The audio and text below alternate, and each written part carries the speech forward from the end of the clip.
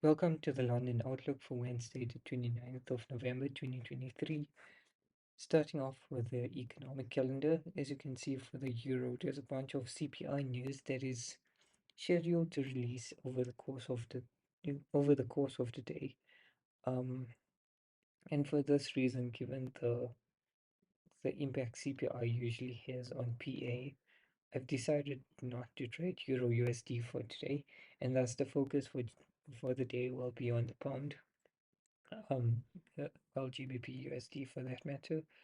In terms of trading GBP USD, as you can see, we've only got the news during the New York session. There is a GDP release, which is inflation related, and then Gov Bailey speaking at 5 p.m.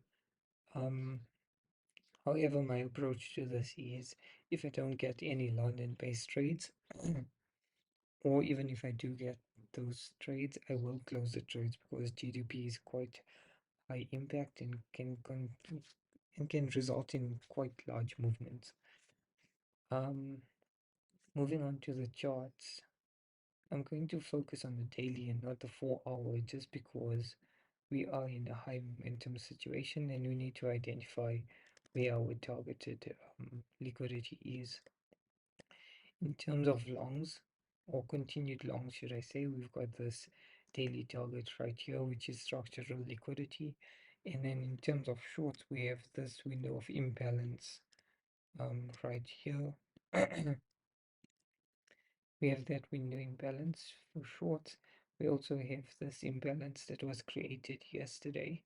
However, given that there is reason to both long and short, um, we can play both directions for today, similar to yesterday. What I do want to highlight is once we took this liquidity on the daily, as you can see, we didn't have that exhaustion phase, which then enables us to continue to assess for reversals, even though even though there hasn't been liquidity taken out recently, and the next point is here.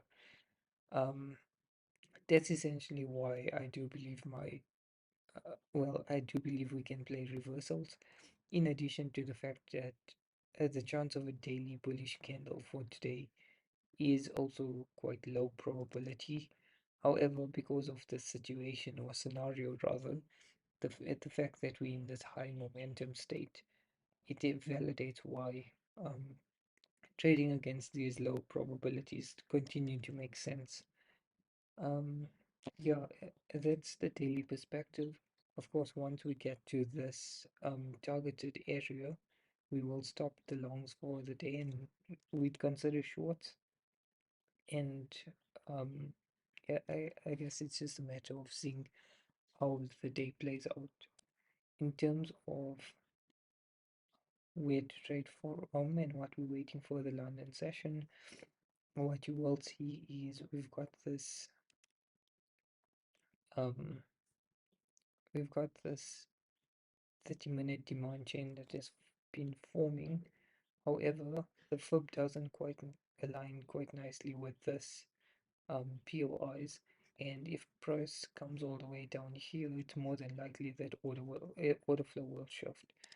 For this reason, I'm not too interested in any instant executions as a result um, of anticipating where the low of the day will be.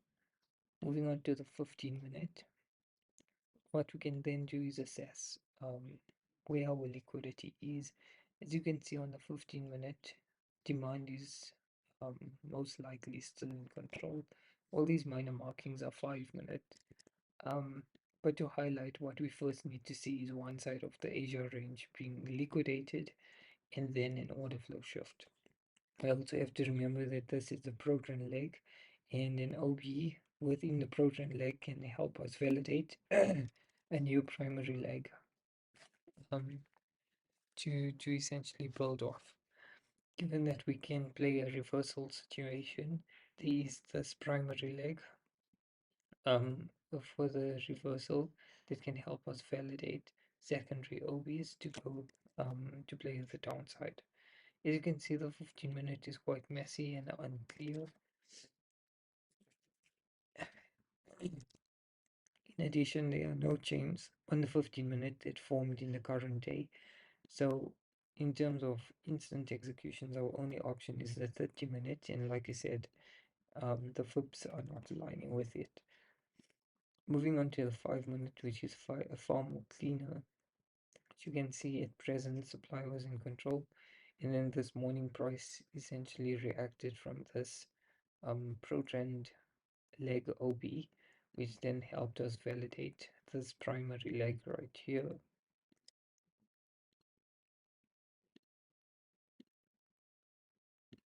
And perhaps just to illustrate that we've also got this um, primary leg for the reversal scenario that is currently playing out. However, like I said, until one side of the Asia range is liquidated, there isn't much we can do. And then, yeah, I think that's pretty much my outlook for today. So just to summarize, no instant entries or no anticipation of new low of today's because of misalignment of the time frame or POI with the fib. And then in terms of finding a trade, what we'll do is wait for one side of the Asia range to be swept, ensure that it is either part of the pro-trend leg, and if it's not part of the pro-trend leg, then it's making a new primary leg of some sort and has a appropriate backing.